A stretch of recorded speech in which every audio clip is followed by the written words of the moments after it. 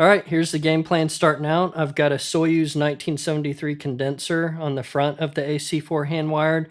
It's my go-to here in the studio for doing close mic electrics.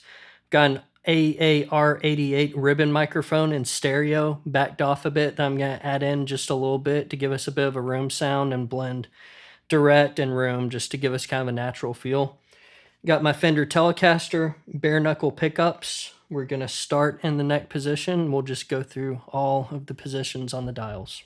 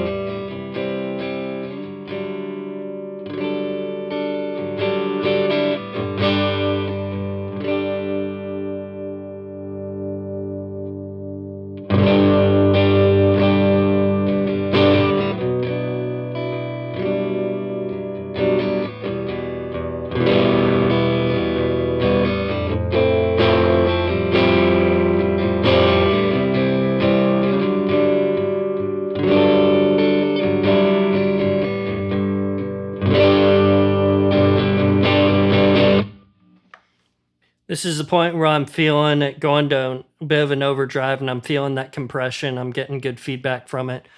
We're in the high input. Let me take it down to the low input and we'll compare. Let's hear high one more time.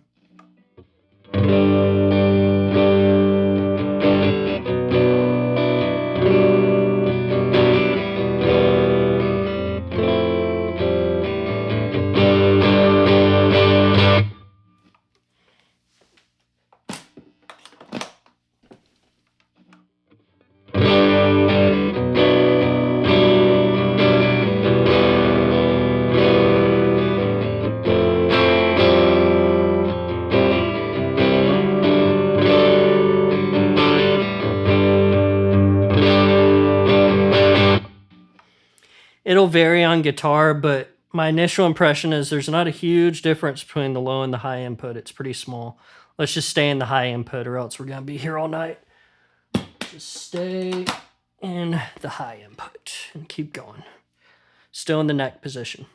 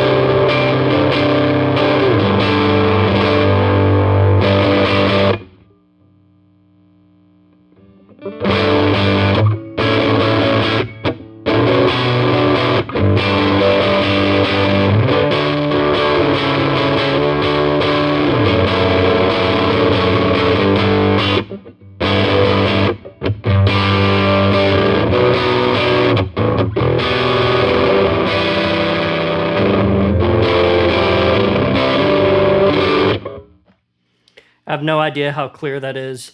I own a recording studio, so the majority of the time when I'm recording amps, I'm always in the control room listening to things coming through the mics and the speakers and making tweaks on the amps depending on how it sounds coming through the mic and the speaker setup. So I haven't played an amp in a room in a long time. Not sure how clear that is, but let's go back to about right here and mess with the EQ. Still in the neck position.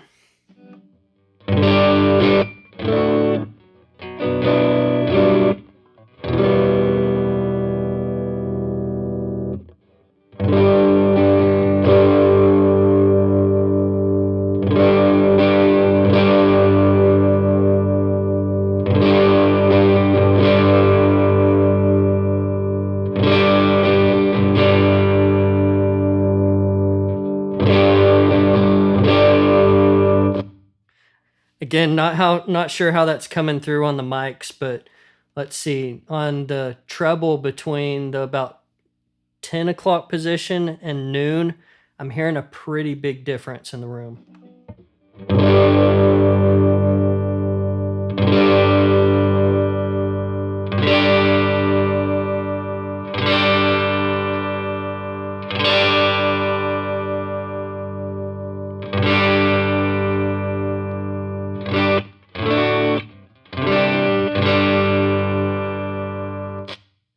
Let's drive that treble and see if we can roll off on the tone a little bit. I'm curious.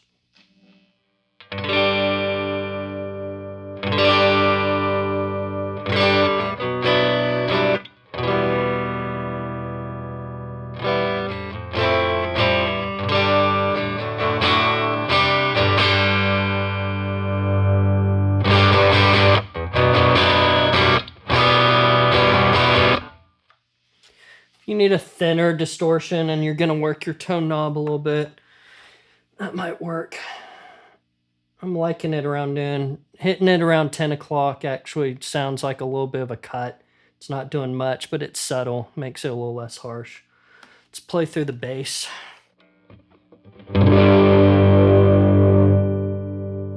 Sorry, clean that up a little bit.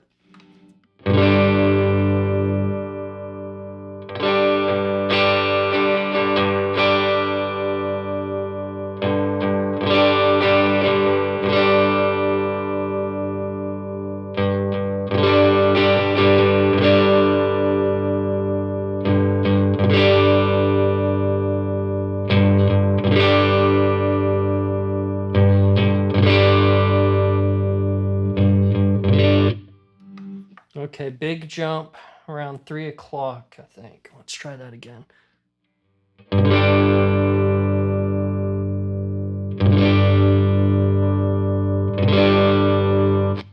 Almost rolls off the highs when you really drive that low. Let's try 2 positions.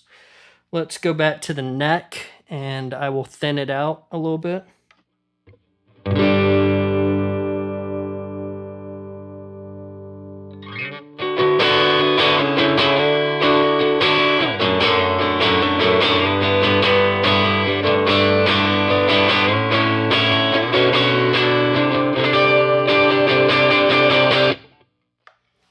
If you had a nice ribbon or darker mic up close, that might be a good tone. Let's do the opposite. Let me go down to the bridge position and we'll make that sound thicker with the EQ.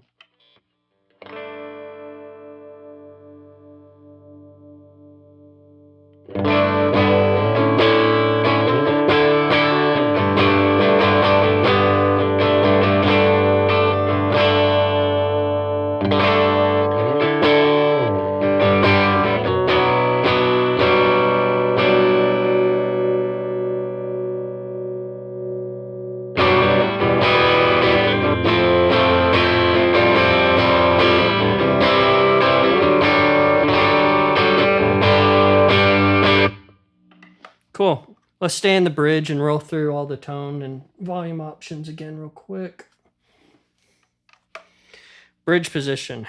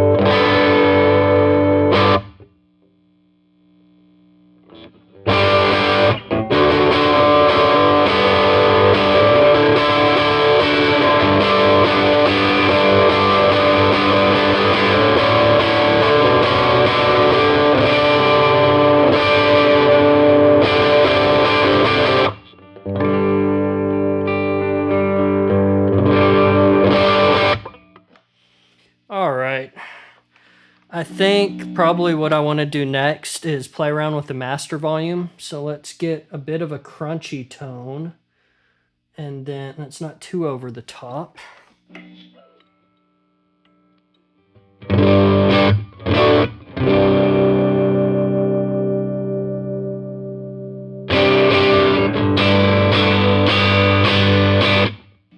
Okay, cool. Let's go through the master volume and see what happens. We'll keep all the other settings where they are and play around with the master volume.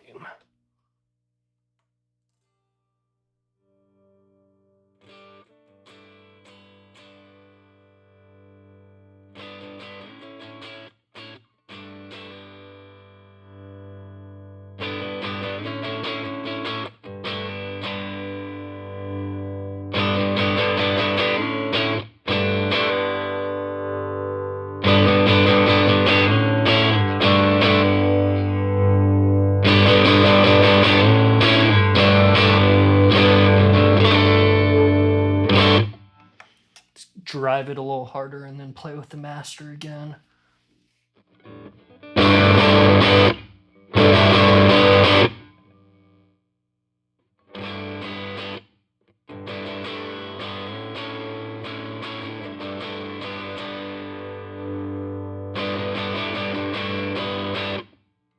Okay, with the master at half, that's like speaking level. That's more than quiet enough to play at home or in an apartment.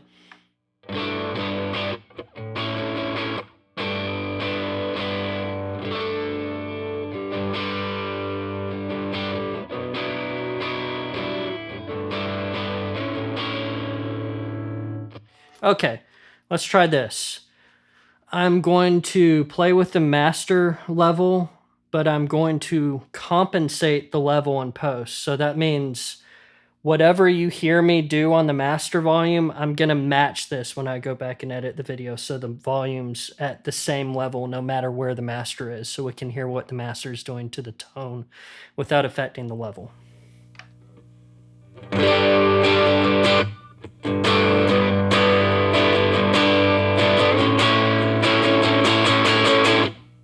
That's super quiet. That's about, let's hear it just on the overhead mic right now. I have an ambisonic mic above me, so it's hearing the whole room.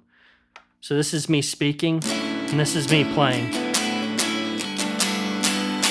Pretty quiet. All right, we'll go back to the other mics.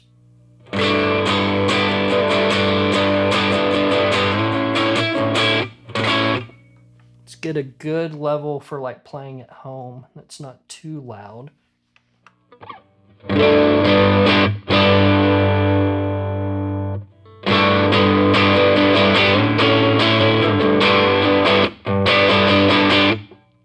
I won't wake the kids up or anything. That's pretty damn quiet. That's speaking level.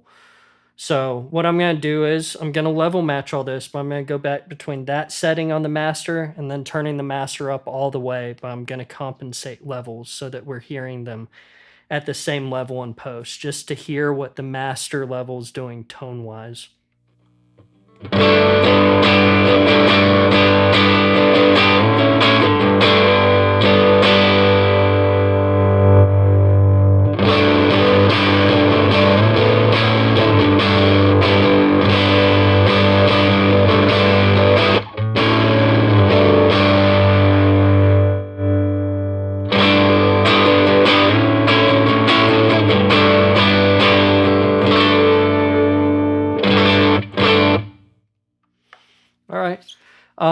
I'd say, you know, sometimes with some amps, when you start trying to get a crunchy sound with some distortion at a very lower reasonable level, sometimes you need to balance, you know, driving the input stage and cooking the master stage to get a good tone. But you can still get some crunchy tones at like talking levels, pretty quiet. So master volume's definitely usable on this amp if you're going to play at home.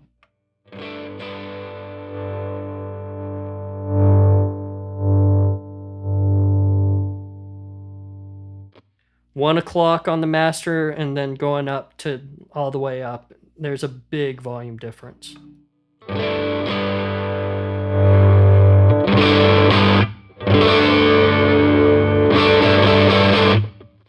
It's not going to cause hearing damage if you play for like an hour or so. If I had to guess, That's sitting around 80, maybe 85 dB.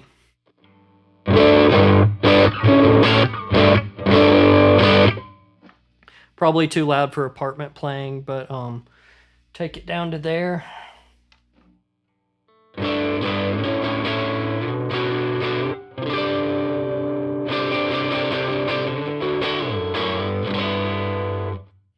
That sounds very good to me. It sounds full. I feel like I'm playing off the amp a little bit. It feels like there's some like back and forth, and I can feel it when I'm playing it, and that's quiet. You can get away with playing it at that level in an apartment with thin walls, no problem.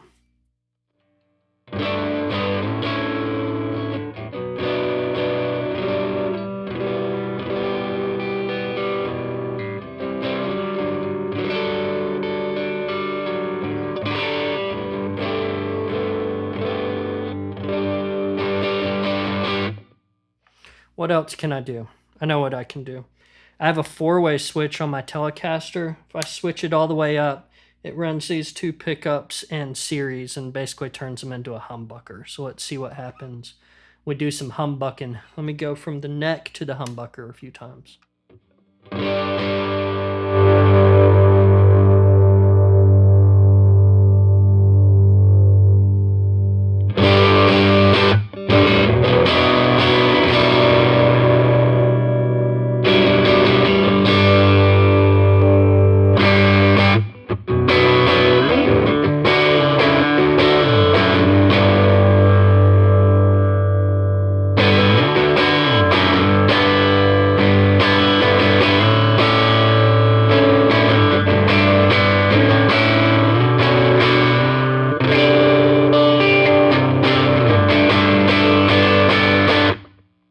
You see if I can get a similar tone tweaking with the amp a lot quieter. See if I can get a really good rock tone that I'm really happy with that's going to be super quiet.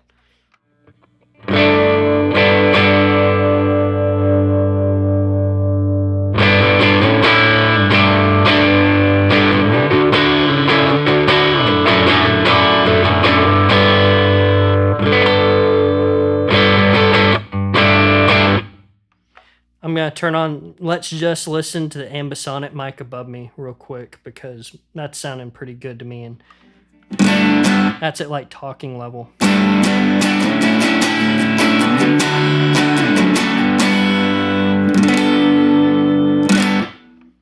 Awesome. I'm very surprised. Sometimes with the smaller Vox amps, you really need to get the master section cooking to sound good and get some distortion, but that's totally usable with a lower master. All right, let's listen to a reverb. Might as well go back to the neck.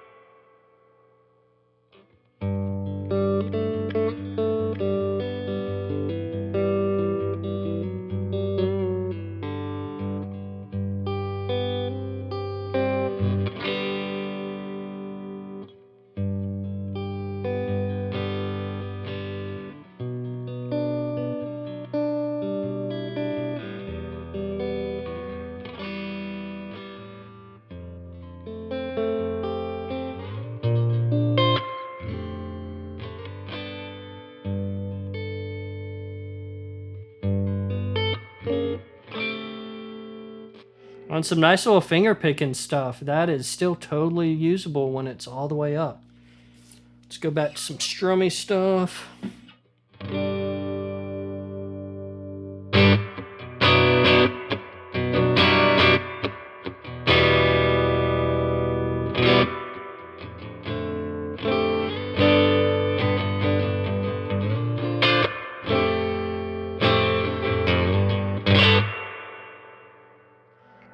I can't remember if it's a real spring on these smaller ones, but that sounds pretty convincing. If it's fake, they did a good job. I think that's a real spring.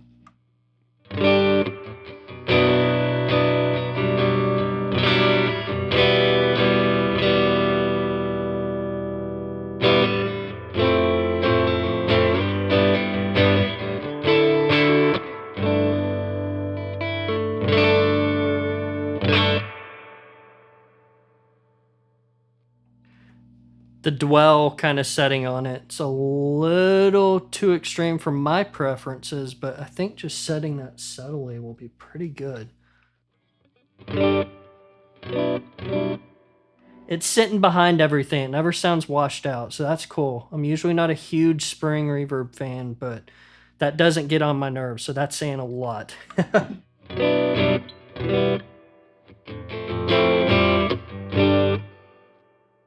Good reverb. Awesome. Great that that's in there. Okay, let's take a look at the send. I'm going to try to do... Let me cut real quick. We'll come right back. All right, cutting back in here. Since it had an effects send, one thing that I was really interested in is running... I've got this Matchless Dirtbox pedal that is a tube distortion pedal from Matchless from the 90s. It was more designed like an amp preamp stage in a box, so I run it in front of amps just into the inputs all the time, but I was really interested to hear how the Dirtbox would sound going right into the effects loop, because you're bypassing the input stage and going straight to the power section, so it might be like being able to use another amp with this. We'll see. So...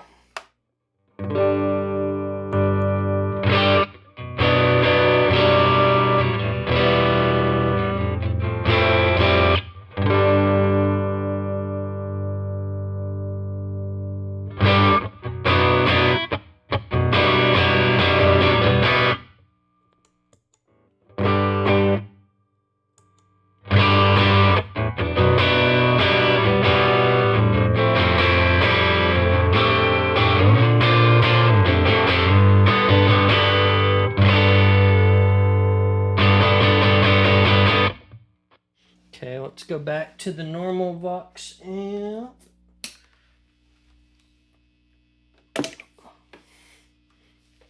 Oh, sorry.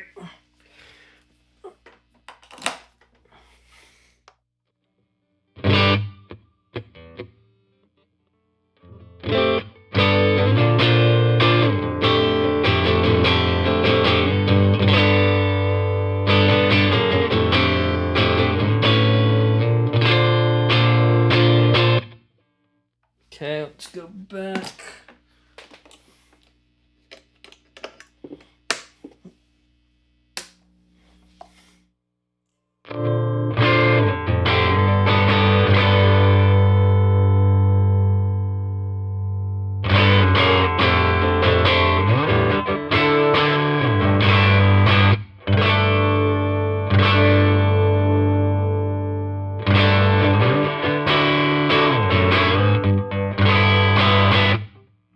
Awesome, cool. That sounds pretty good. Yeah, I think that's a good starting point.